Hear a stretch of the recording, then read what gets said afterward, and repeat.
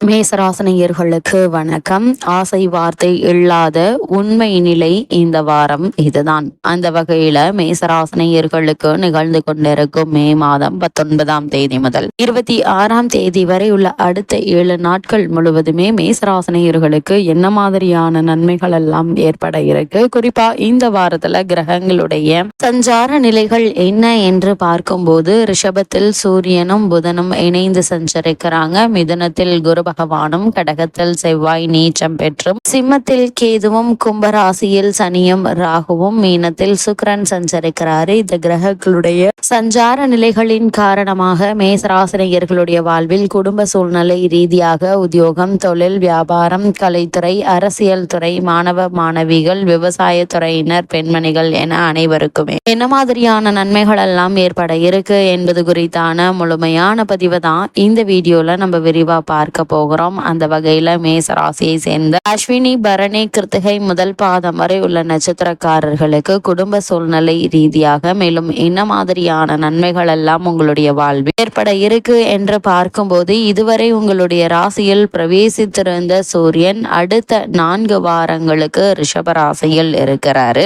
அது மட்டும் இல்லாமல் அவரோடு புதன் இணைந்து யோகத்தை தரும் விதத்தில் சஞ்சரிக்கிறாருங்க. அதனால மேசராசனையர்களுக்கு இந்த வாரம் முழுவதுமே எதிர்பாராத பல நன்மைகள் உங்களுடைய வாழ்வில் ஏற்பட இருக்குதுங்க. அது மட்டும் இல்லாம உங்களுடைய ராசிக்கு 2, 7க்குரிய சுக்கிரன் 12ஆம் இடமான மீனத்தில் உச்சம் பெற்றிருக்கிறார். அதே போல் 9, 12க்குரிய குரு சகாயஸ்தானத்தில் வலுப்பெற்று இருக்கிறாரு. இதனால சகோதர உறவு பலப்படும். லாபஸ்தானத்தில் சனியும் ராகுவும் இணைந்திருப்பதால தொழில் வணிகங்களில் நல்ல ஒரு லாபம் கிடைக்கும் வாய்ப்பு உண்டு என்பதால் அதற்கான முயற்சிகளை தற்போது நீங்கள் தாராளமாக மேற்கொள்ளலாங்க. அதைவிட மிக முக்கியமாக 5ஆம் பார்வையாக சப்தமஸ்தானத்தை பார்வையிடுவதால கணவன் மனைவி உறவுகள் கருத்து வேறுபாடுகள் நீங்கி இருவருக்குள் அன்பும் அந்யோன்யமும் அதிகரிக்குங்க. அதே போல் உங்களுடைய ராசிக்கு 2ஆம் இடத்தில் புதன் இருப்பதால் தகவல் தொழில்நுட்ப துறையில் உள்ளவர்களுக்கு எதிர்பார்த்த முன்னேற்றங்கள் இல்லம் தேடி வர இருக்கு. குறிப்பாக மேசராசினியர்களை பொறுத்த வரைக்கும் சூரியன் உங்களுடைய ராசிக்கு 2ஆம் இடத்தில் இருப்பதால் மனதில் தேவையில்லாத கவலைகள் ஏற்படுவதற்கான வாய்ப்புகள் இருக்கு. அவற்றை குறைத்து கொள்ளுங்க. அதே போல கண்கள், சருமம் இவற்றை பராமரிக்க வேண்டுங்க.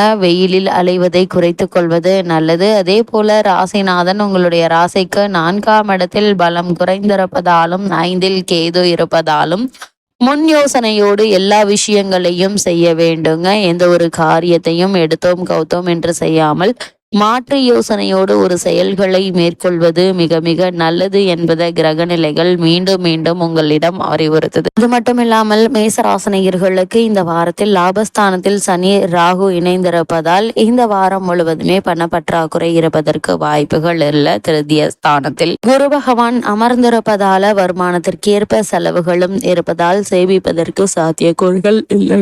அதே போல கடன் வாங்க வேண்டிய அவசியம் இருக்காது. குடும்ப கவலைகள் மனதை அறிந்து வந்த பல பிரச்சனைகள் நீங்கி நல்ல ஒரு முன்னேற்றம் ஏற்பட இருக்கு. மேசராசினியர்களை பொறுத்த வரைக்கும் திருமண சம்பந்தமான முயற்சிகளை மேற்கொண்டு வருபவர்களுக்கு சிறு முயற்சியிலேயே நல்ல ஒரு வரன் அமைய இருக்குதுங்க. உங்களுடைய ராசிக்கு அர்த்தாஷ்டகத்தில் செவ்வாய் நீச்சம் பெற்று நிலை கொண்டுள்ளதால் உஷ்ண சம்பந்தமான உபாதைகள் உடலை வருத்துங்க. அதனால் வெயில் நேரங்களில் வெளியில் செல்வது, உடலில் உஷ்ணத்தை அதிகரிக்கக்கூடிய உணவுப் பொருட்களை உட்கொள்வது ஆகியவற்றை தவிர்ப்பது நல்லதுங்க. உங்களுடைய ராசிக்கு புத்திரஸ்தானத்தில் கேது சஞ்சரிப்பதால் குழந்தைகளுடைய உடல் ஆரோக்கியம் சற்று பாதிக்கப்படும். அதனால் அவர்களுடைய உடல் ஆரோக்கியத்திலும் அதிக கவனம் செலுத்துவது நல்லதுங்க. எளிய சிகிச்சையின் மூலம் குணம் கிடைக்குங்க. பாக்கியஸ்தானத்தில் உள்ள சனி மற்றும் ராகுவை குரு பகவான் பார்ப்பதால் வருமானம் போதிய அளவிற்கு இருக்குங்க. நெருங்கிய உறவினர்களுடன் கருத்து வேற்றுமையும் தேவையற்ற வாக்குவாதங்களும் ஏற்படுவதால் மனதில் வேதனை உண்டாகும்.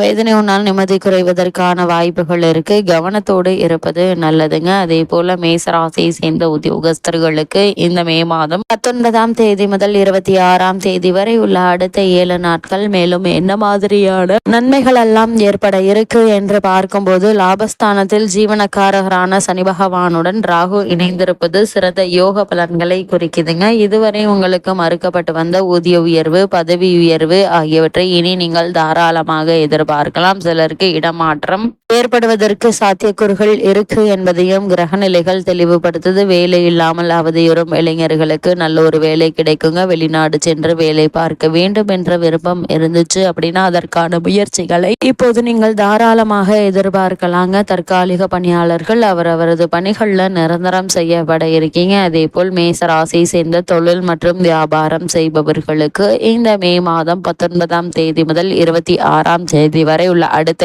7 நாட்கள் என்ன மாதிரியான நன்மைகள் எல்லாம் ஏற்பட இருக்கு என்று பார்க்கும்போது இவ்விரு துறைகளிலும் அதிபதியான சனி பகவான் ராகுவுடன் சேர்ந்து லாபஸ்தானத்தில் சஞ்சரிப்பது சிறந்த முன்னேற்றத்தை குறிக்குதுங்க. மேலும் சனி மற்றும் ராகுவிற்கு குரு பகவானுடைய சுப பார்வை கிடைப்பதால் தொழிலை அபிவிருத்தி செய்து கொள்வதற்கு ஏற்ற ஒரு காலகட்டமா அமைஞ்சிருக்குது. உற்பத்தியை அதிகரித்துக் கொள்ளலாங்க. அதே போல புதிய விற்பனை நிலையங்களை திறப்பதற்கான சிறந்த காலகட்டமாக இருக்குதுங்க. அதற்கான முயற்சிகளை நீங்கள் தாராளமாக மேற்கொள்ளலாம். அதே போல் வங்கிகள் மற்றும் இதர நிதி நிறுவனங்கள் ஒத்துழைக்குங்க. சக கூட்டாளிகள் சுமூகமாக நடந்து கொள்வாங்க. ஏற்றுமதி துறையினருக்கு வெளிநாடுகளிலிருந்து வர வேண்டிய பாக்கிகள் இந்த வாரத்துல கிடைக்க இருக்கு என்பதையும் கிரகநிலைகள் மீண்டும் மீண்டும் தெளிவுபடுத்துதுங்க. மேச ராசி சேர்ந்த அரசியல் துறையினரை பொறுத்த வரைக்கும் அரசியல் துறையை தங்கள் அதிகாரத்தில் கொண்டுள்ள கிரகங்கள் சுபபலம் பெற்று சஞ்சரிக்குதுங்க. அதனால் அரசியல் துறையினருக்கு லாபகரமான ஒரு வாரம் என்று தாங்க சொல்ல வேண்டும். அதே போல் தசாபுக்திகள் சாதகமாக இருக்கும் பட்சத்தில் மேச ராசி சேர்ந்த அரசியல் துறையினருக்கு அரசு பதவி ஒன்று உங்களை தேடி வர இருக்கு என்பதையும் கிரக நிலைகள் உறுதியளிக்குது. மேச ராசியை சேர்த்து